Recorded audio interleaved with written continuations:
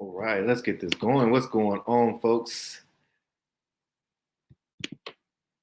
Recording in I progress. hope you are well. What is going on? This is Courtney Rollins from the Life and Transitions Experts podcast, here with another episode that is going to focus on folks who are going through the probate process in Durham, North Carolina, and North Carolina in general. And to be honest, there's so many principles that carry over when it comes to probate across the nation that this is probably applicable to you wherever you are.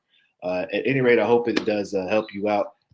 We do try to focus on helping people through those big transitions in life, such as estate planning and probate.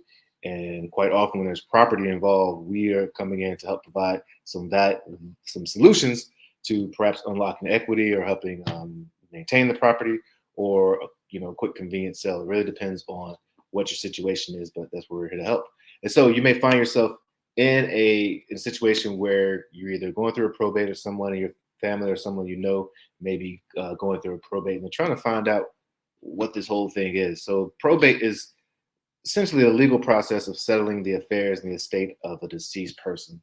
Someone passes away and they have assets or debt in their name. There has to be a way to manage that, to get the assets to the next of kin or to the heirs or to whoever it's supposed to go to, as well as if there's any debt or creditors or folks that are owed money from the state, that has to be reconciled or at least addressed. And that's what happens in probate. Now, you may be asking, the personal representative, what is that? And it's a term that's used, that's often referred to it for the person responsible for conducting the probate. Sometimes it's more than one person. And you may know that you may hear the words executor or administrator. And what's the difference? Well, the main difference is that if you pass away, or someone passed away with a last will and testament, they quite often will identify an executor or executors in the will.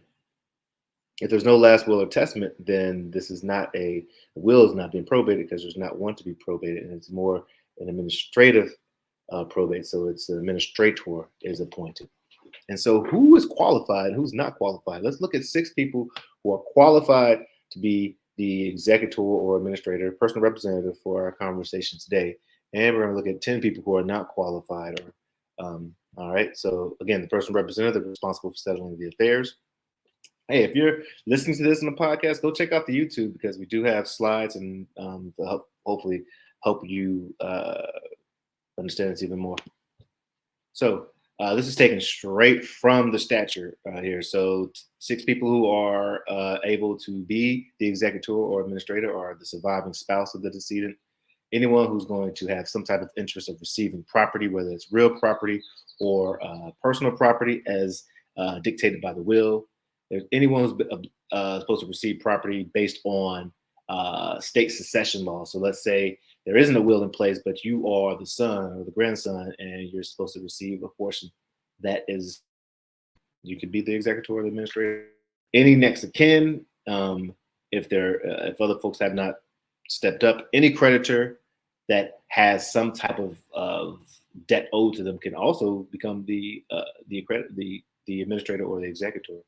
And if no one else is available, anyone that is known to be or verified by the courts to be of good standing and good character and lives in that county can actually apply to be to probate the estate.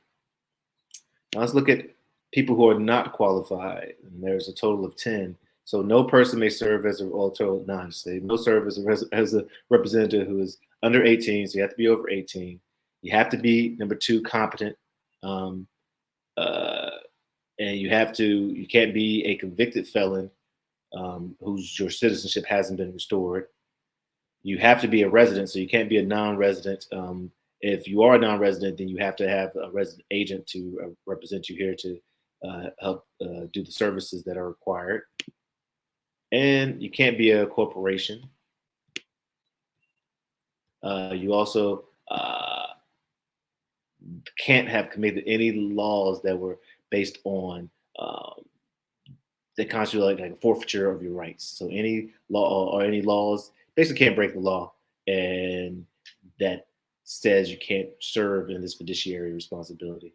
You have to be able to read. You have to, so you can't be literate, and you have to be someone who the court deems as suitable.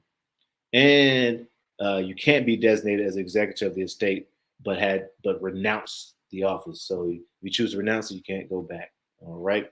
So if you guys are want support or help going through the process or trying to figure out who actually the personal representative is, or as a personal representative, you want support again, check out Estate Pro Service. Feel free to sign up for a free consultation. I'm actually headed to Graham, North Carolina, family. Actually, Graham, North Carolina, and at the library before that to help another family out. So I get to help 2 families out today. I'm excited about being able to provide that support. All right, folks. Well, love you to like, subscribe, and all that good stuff. And other than that, we're going to sign off as always do, saying rising tides, they lift all sails. Cheers. Recording stopped. Recording stopped. Hey.